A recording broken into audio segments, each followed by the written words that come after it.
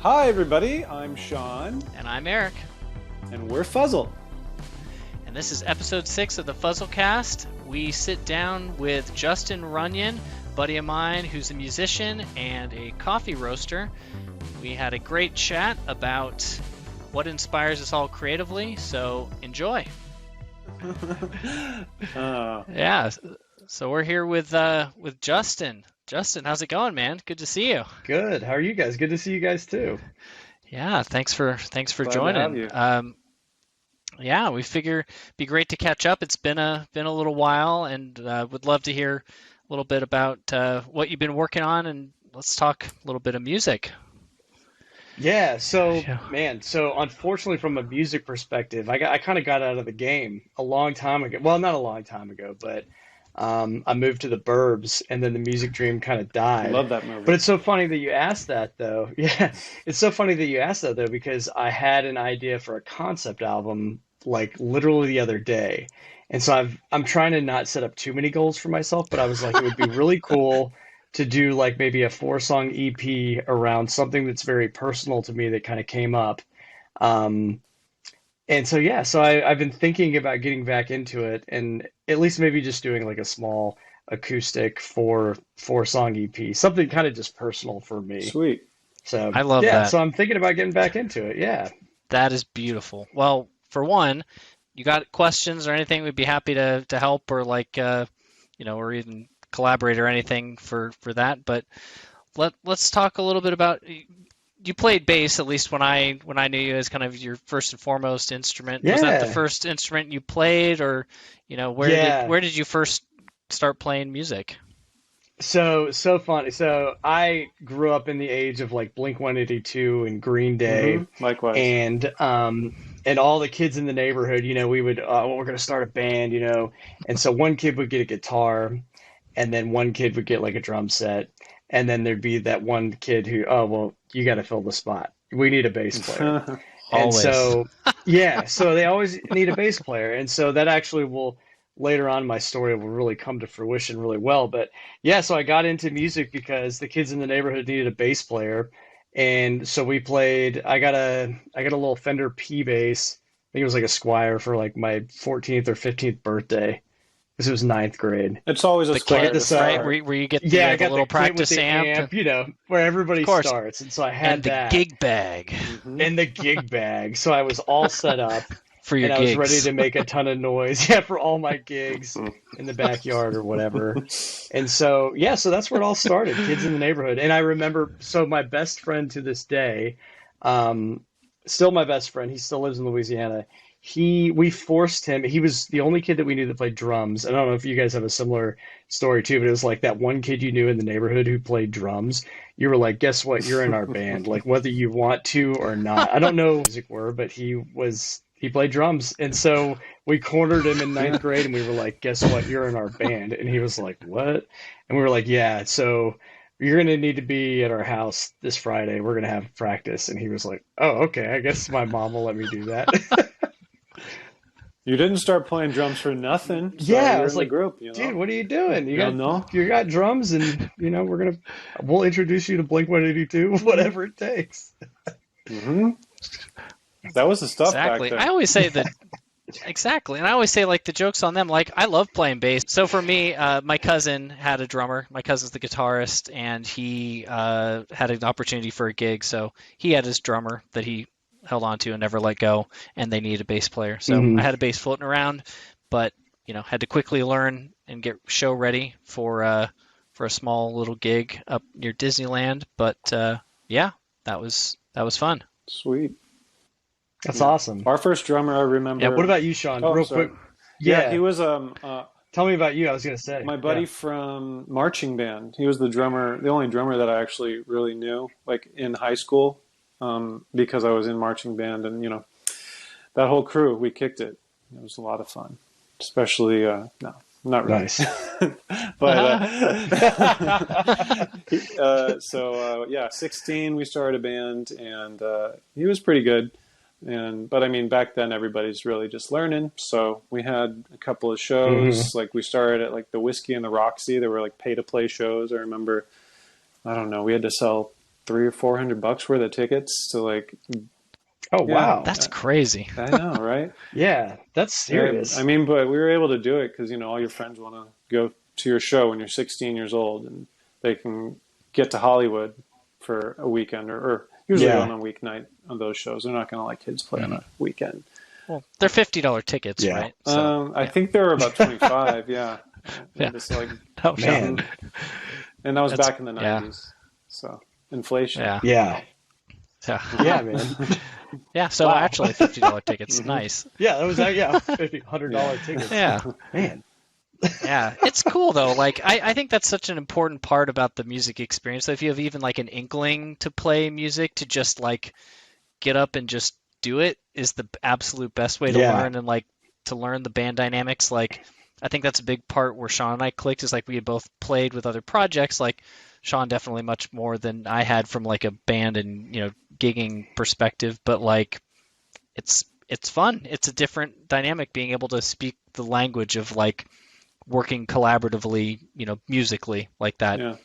And it's a fun social experience too. Like Justin, tell me about like some of your first gigs and like your music experience, because when we met, we were working at the same company, and I remember you were playing like some of the local venues around in Dallas, like where you were based at the time. But yeah, what was, you know, give us that background. Yeah, so I grew up in Shreveport, Louisiana, and it'll be interesting hearing your stories about California and playing in bands in California versus growing up in Louisiana too, because I remember, I don't know if it was like this for you guys, but we were the only kids in school who played guitar or bass or drums. Like we were the only ones, and I went to a school of about 1,000 Wow. people, so it was like we were the ones. And so Ratio. you know, when we found each other, yeah, we stayed together. And we all lived in the same neighborhood too, which made it easier. But Yeah. so I grew up playing with probably in Shreveport the same like 5, 6 guys. Because then all of a sudden somebody else would show up at school and they would be into it, and so we'd play a gig with them. And then so it really started with like variety shows and like talent shows and stuff at school, because we didn't have like a battle of the bands or anything like that. It was literally like one band Battle and then of other the people band. who did a bunch of battle of the band, and we would play our little Blink-182 song. We played all the small things. We was the played first song I ever Carousel learned at to our play, Battle so of the Bands. we just played that one nonstop, and then we'd play Green Day Brain songs Stew. and stuff like that. Yeah. There were tryouts and it was the kids that ran like the Model UN or something were also the people putting on they tended to be, you know, the quad kids, the cool kids. And so there was 5 days and they tried out and 5 bands got to play, and we got on one of the days. I think it was like middle of the week, but I just remembered that they set themselves, the guys who put on the Battle of the Bands, they set themselves up to play on Friday so they could close it, of course. But I remember after we played, in my, you know, we were writing original music too, pop punk, like, so that was that would set us apart. But we covered a Blink-182 song, and I just remember they announced that, you know, there's actually no winners this time around. We're just all playing, but that was the day that we played. So I feel like we may have, it's just a battle. Yeah. No winners, no losers.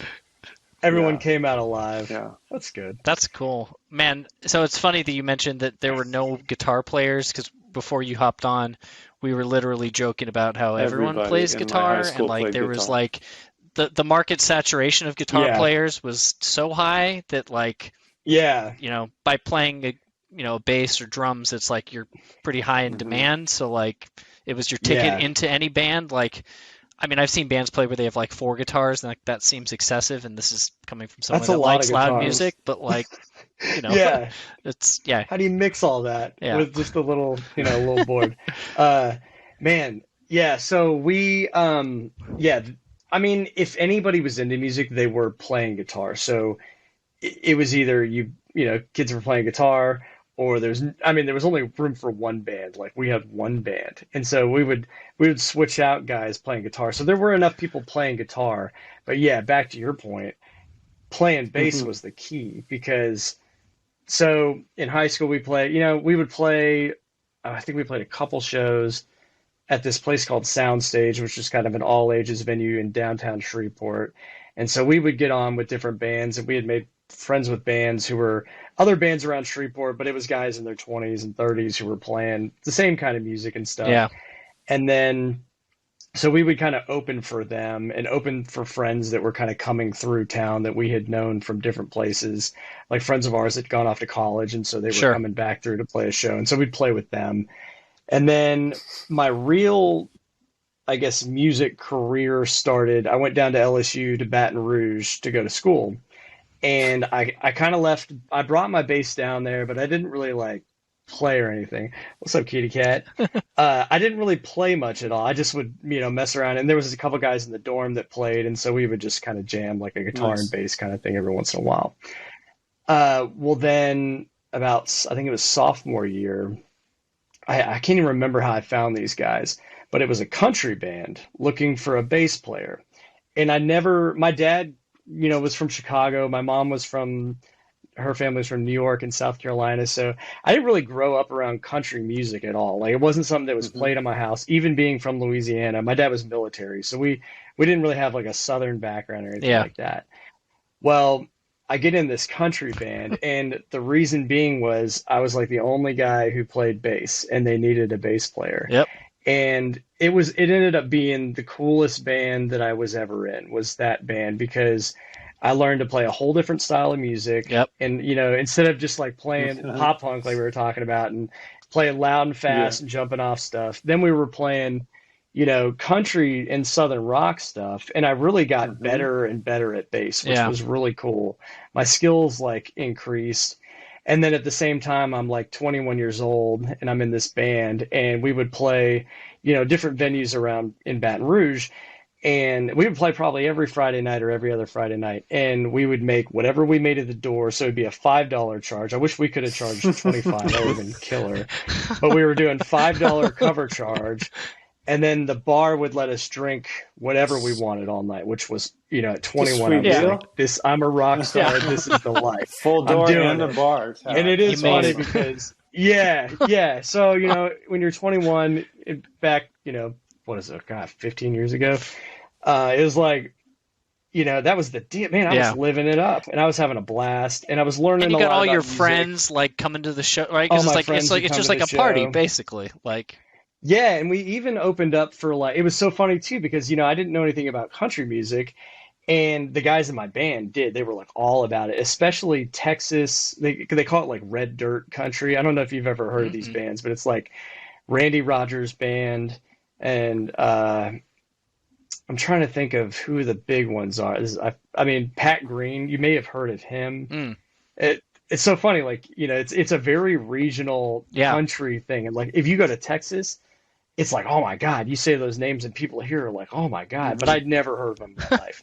And so a great example of that is this guy, Kevin Fowler, who like in Houston, he plays the Houston Rodeo and he like sells it out. He's like a big deal in Texas and stuff. He swings through Baton Rouge, and we're like the only country band in town. So we automatically get to open for him at this pretty cool venue called the Varsity.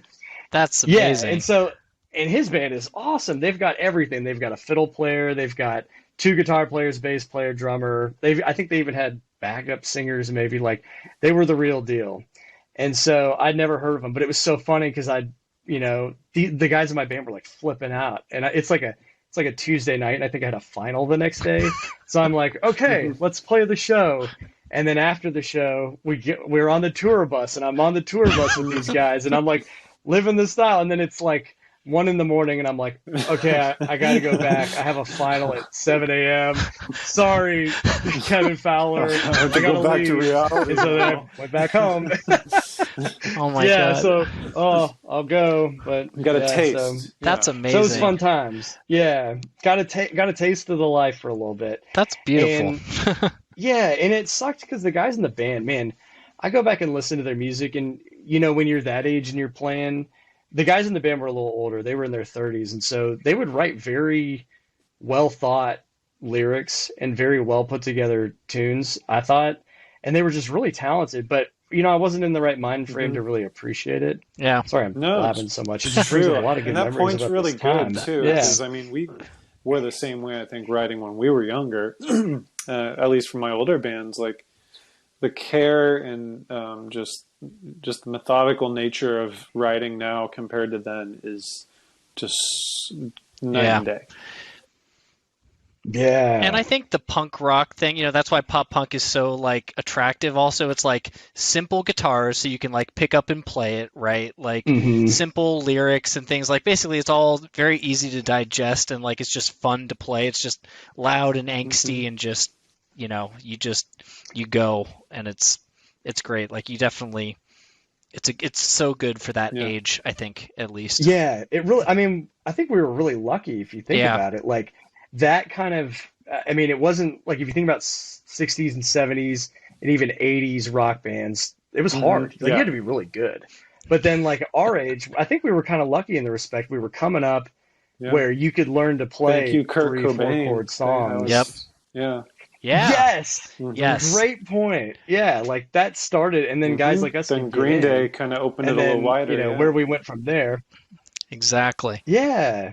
Hey, you said something else that was really interesting too that I can relate to a bit, which is switching genres, right? Like where you kind of play one type of music and then you kind of pivot to something else. Like I didn't make that pivot myself, but I've really enjoyed, like especially on bass, is such an easy instrument to be able to transition effortlessly between genres and things, and it's a really great way to learn to kind of push yourself in new directions. Like I've at least found it very hard. Like I find myself at least playing guitar the same way. Like it sounds very much like me.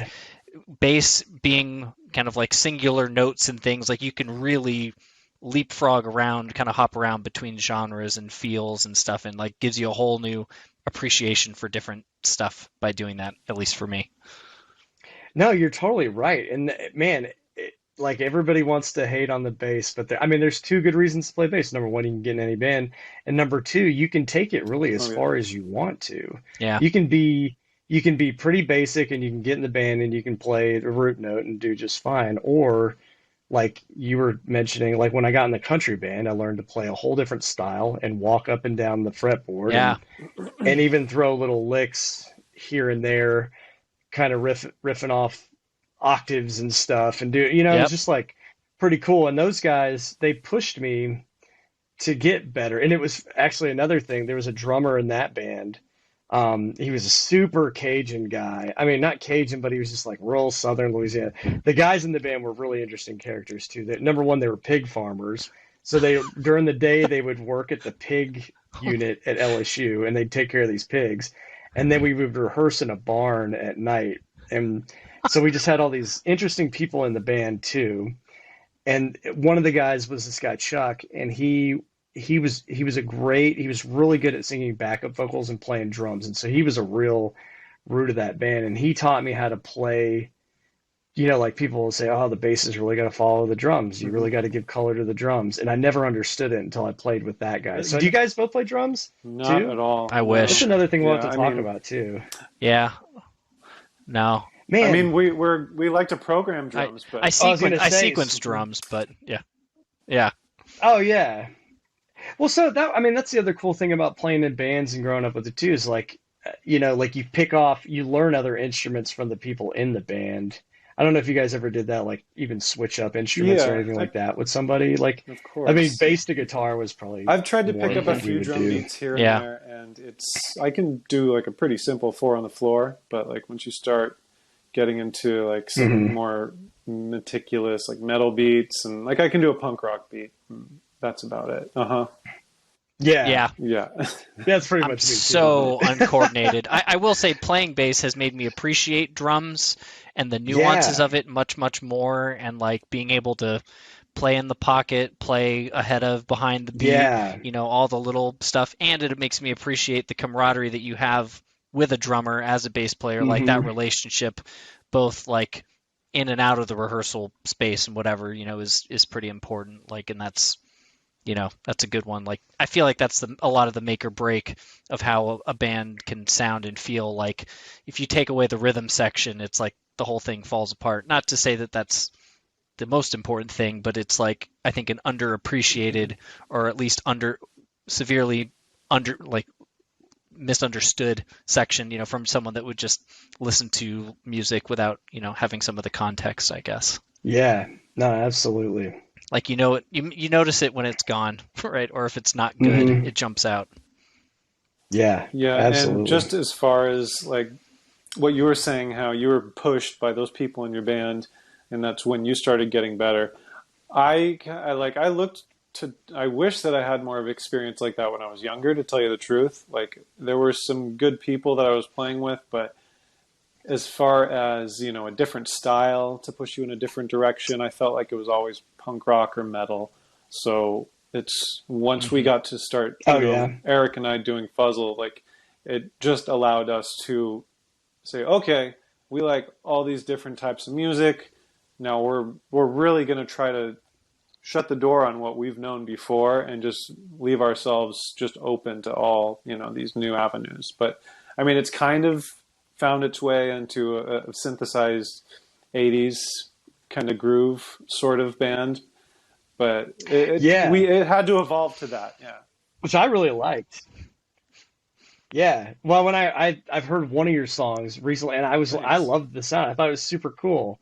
I mean, and Eric, knowing you from our relationship of working together and then talking casually about music and stuff, to see where you got to with Fuzzle was really cool. I thought that was really awesome, man. Thanks, man. It's been really fun, and like, honestly, Sean kind of touched on it, but we kind of have adopted this philosophy of not saying no. It's like the yes man approach of music, where it's like we'll pitch ideas, and it's like not really being say like we are this kind of band or we are this kind of band. Like, we definitely have a center of gravity, like he mentioned, of kind of getting pulled into this new wavy 80s kind of vibe, sort of, but like that doesn't preclude us from like doing other stuff if it's, and we found that we have a lot of the same kind of general influences in music that we like, so it just kind of tends to gravitate towards some different ideas and things. But it's been real refreshing and fun. No, there's too many ideas to ever really have some time for, at least Eric, to ever have some time to himself.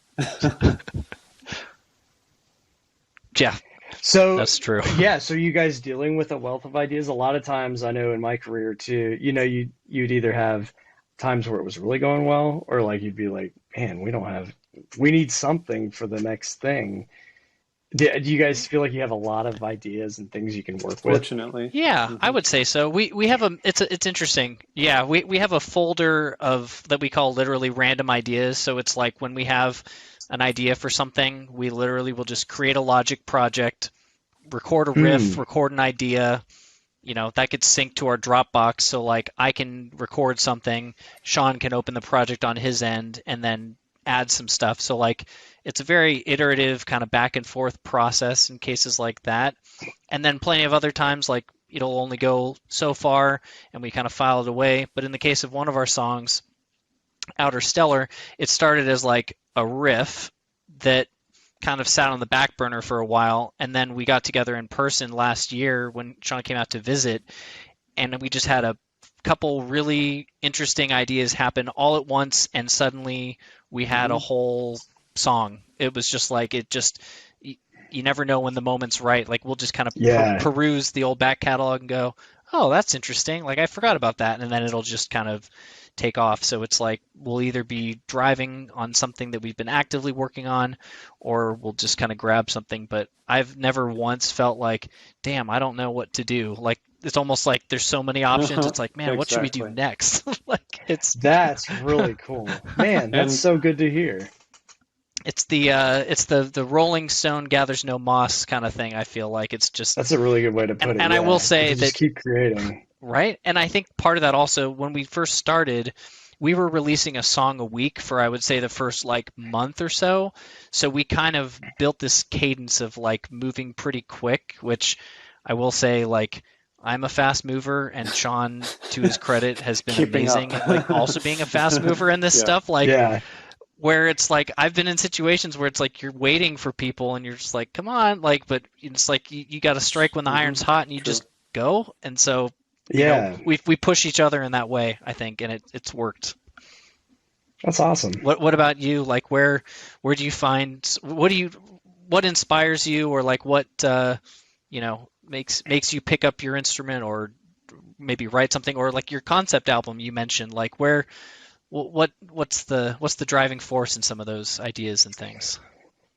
Yeah, so I'll admit, like for most of my like musical career, I playing bass, I kind of just followed the lead of whoever was writing a lot. And I was lucky with that country band was those guys were constantly writing. And one of those guys, I kind of alluded to it earlier, like I didn't really understand the depth of what they were going for at the time. Hmm. Because, I was just like playing and having a good time and drinking beer and it was a great time.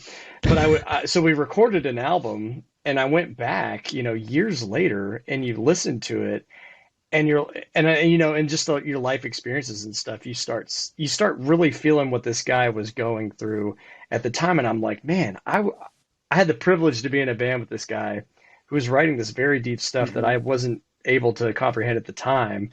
But now here I am 10, 15 years later listening to it, and it's just great. So I still get inspired by that. I think about, that guy just put pen to paper and did it. I think about, I don't know, that's something I've been Well, what's that struggling guy with a been lot up to lately is I lately? don't Maybe feel you as should give him a creative as I call. used to. And that's probably why, man, I don't know. Yeah, I need to figure it out. Yeah, I need to, because who knows? I mean, we lost touch. I graduated from college and I felt bad because those guys really wanted to go far. And I felt bad because I feel like I kind of hindered it in a way Hmm. because I was just, I was like, man, I got to get a job. I got to What did move you out end of up Baton getting Rouge. It's into as time, far it's as, time for me to leave. job wise? But yeah, so I got in, well, so funny. I graduated in 2009 at the height of the recession. So then I went and worked for the federal bankruptcy court for 2 years, which was a trip. I was like basically an aide to the judge. So I would travel with the judge, and I have a bunch of good stories about working for the judge because he was really cool. But man, the lawyers in Louisiana at the bankruptcy court were like, you could write a TV show about this Hey, stuff. Maybe that's what I ideas should do. popping off left There and That's you go. right. inspired right Yeah, there. Yeah. Yeah, or concept album. Yeah. there you go. Yeah, here we go. Man, I'm glad I got on the computer with you guys So because I, this I was is going to good say, I know creative you wise. also are a Uh, coffee connoisseur as well, yeah, right? yeah. So that's another thing. So I got away from that for a long time. It's so funny. Coffee and music, in a certain way, kind of came back. Well, this is a good way to. This is a good deep thing to talk about right here. Like, do you ever think about the things that when you were in high school and maybe when you were first getting started with music and stuff, and maybe your influences then, like you still gravitate back to those things, and you have a lot of positive memories, and like you can draw a lot of inspiration from where you were then. Hmm. Like I've found that I tried to go away from stuff because I was like, that's too easy. Like I've already figured out what I like, I got to go figure it out. What do I really like and what really inspires me? And so I came back to playing bass and I came back to coffee later on and was like, Hmm. man, that's the thing. Those are the things that I really loved about life. Like when I think about all the times I had playing in bands and so I worked at this cafe. That's actually, it kind of intertwines with my music career because I worked in the only kind of like independently owned coffee shop in Shreveport, and we would have bands come through and play on Friday and Saturday nights, kind of like like blues music or Hmm. Hmm. singer-songwriter kind of stuff, like in a coffee shop or whatever.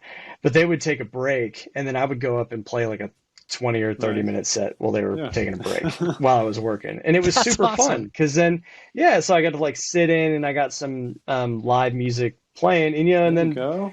I got promotion for my bands and stuff like that. So it was a cool little deal. And so all of that, I mean, to say I came back to coffee in the same way. Like I worked in that cafe and then 15 years later, that Wow. the drummer in my Full band, this all circle. comes back together. The drummer in my band started, yeah, full circle. He started roasting coffee and he would send it to me. He still lives in Shreveport. And so he would send it to me over here in Dallas. And I'd be like, this is the best coffee I ever had in my life, man. What are you doing? And so he would just kind of roll me through the process. And I got way into it. And then I was like, oh, I'm going to build a custom roaster because I want to do it this way. And so now, yeah, now I got Wow. a coffee company. What's and the And I do that company like is full time. called. Yeah. So Oh man. Oh, there you go. it's called Nice. Runyon Coffee Company. It's There you real, go. yeah, real. I went real creative with the name. As you can see, I'm lacking for inspiration, but no, man, I got out there. I built the roaster. I called my brother and I was like, man, I don't I don't know if I'm gonna do this. And he was like, Yeah. just shut up, dude. Just do it. Why don't you just do it? And I was like, yeah, kind of like you said earlier, Eric, I think it was you. You were like, you just gotta get out there and do it. You just gotta get out there and do it. Yeah. I guess the project with you guys is get out there and do it. See what happens, Yeah. and then Yeah. follow it down It's the the- way. And that's how the best things That's start. awesome. And so And where do you the get coffee your company beans? is exactly the same. My beans guys from Nicaragua, and then the other ones I work through a marketplace so I can get kind of what I want. And so I do a few roasts that I've spent a lot of time burning beans to figure out these are the ones. And then, yeah, You're burning so the beans at literally both just ends. get up and go. Just go and do it. Yes. Burning the beans at both There you ends. And I got to get back in the creative stuff, man. You should. I will say, I love your website and all We're the gonna link marketing that stuff that below you've done with as your well. company. Oh, So thanks. you need to give yourself credit for creativity. Yeah, we will. But Oh, I man. love Well, the vibe of it is great. Like it's profesh AF. oh, It's thanks, great. man. I love it. And Well, the very cool you. thing is- So Well, you know how it is too. Like we were able to take from our careers in advertising and marketing and stuff, and bring a lot of that into our own projects, which is really cool. dude, it honestly, like, that is probably one of my favorite things to bring to the table is being able to, because like you could have the greatest product in the world, but if like nobody Right. knows about it, like that doesn't Yeah. get you very far. So like being able to have like with our music content and the ability to like take it to market, it's like you've got a product and you can, find like a product market fit and do a Yeah. whole thing, but like Yeah, you it's you, fun. you market It can it. be a It's hobby. great. It can be a It's job. awesome. Mhm. Sean, I've what do you worked do for in work, if you kind don't of mind me, the like, medical interjecting? field for a while. So I work at a physical medicine chiro office currently. Yeah. hmm Oh, nice, cool. I was wondering if like you guys argue Yeah, about, hey, yeah. this is the Well, we advertising never direction argue. we're We gonna just, take. You know what like I mean? we Like said earlier, it's just it it's helps if yes like one to person doing whatever that. Yeah. whatever idea kind of comes up first, and because that's usually our first Oh, I idea loved is our that. best Yeah. intuition. Anyways, so we just go with that, but we can always change the idea as it evolves, and it's always malleable. That's the thing. You never are locked into anything. hmm Yeah. Mm-hmm. Have you found the yes and kind of framework has worked pretty well? Well, I mean, you guys are Yeah, at one point we're absolutely. running one song a week, so it has to Mhm. be working pretty good. And Mm-hmm. Yeah, Yeah. man, that's awesome. no, it's just That's good. And like, yeah, it's, go ahead. There's never really roadblocks, I should say. Like, there's always different avenues to take. Yeah, that's awesome. And yeah, and like I said, I feel like it's just resulted in so much creative output that it like gives us a lot to choose from. We've been exploring YouTube as a channel a lot more recently and trying to figure out clever ways to do that. And it's like I've even we figured out ways to like take even our small little snippets of ideas and turn that into like little YouTube shorts or other stuff. Like Oh yeah, it basically can translate into like an infinite amount of content possibilities, and like this podcast, of course, being one of them. Like it's just, I don't know. There's just a lot of, by making content and music and things, it like innately gives us stuff Super to sweet. talk about, which is, the dream. Yeah. So, Awesome. yeah. Yeah, that's really cool. But yeah, I will say I that need I some, had the coffee please. and it is delicious, by the way, to Mhm. bring it back to the coffee because, yeah, we'll get Oh you some. man, thank you so much. Yeah, I'm going to it's ask delicious, you to bring the some up weekday when blend. you Very, make your very trip good. up here in a couple weeks then. All right. I will. And I do have one other coffee nerd question for Justin, which is, how do you pour your coffee? Because I've been getting into my AeroPress a little bit, and so Oh, nice. I don't know I if just- I'm still learning the ins and outs of that, but yeah, I there just it bought is. a new one. Yeah. Free All right. AeroPress. Well, I guess my camera's backwards, but it's the AeroPress. Yeah. No, so funny. So I told myself I wouldn't go down the rabbit hole of like getting all the coffee gadgets, and my Yep. wife told me specifically. My wife is a great character in my story. She told me you're not allowed to have more coffee gear. Like we have this. This is kind of a side story. We have this automatic espresso machine, which we got as a wedding gift because my wife is Norwegian. And so everybody in Norway has these automatic espresso machines, and they just every morning Okay. they press the button, they get the coffee, and it's like their whole thing. And so we got one of Wood. those for the Norwegian, cultural aspect of it. Yeah. And so we got those, and then I literally have just a drip coffee maker, it's like a Ninja drip coffee maker, and it's super solid. Like that's great. But you know, I'm talking with people when I'm out selling coffee, and they ask me about how's the best way to do this or that, and so I gotta do the research. So I have two AeroPresses now. I've just bought a new kettle. And I started doing pour overs now. Oh, and I do cold brew. That's the other thing I got really into. Yep. So Pour overs we've are always good. got cold brew and so I do the pour overs now, and then I mean sometimes I even do the traditional like cupping method every once in a while. Like I kind of know what my coffee's going to talk about, but like where they throw they grind it up. I thought that and was they just put it in another the word cup, for and pouring it it's in the all cup. like very Sorry. scientific. Cupping. And then you just kind of like slurp. Oh, okay. Yeah. No, same. yeah, so it's a whole method. Yeah, it's how they.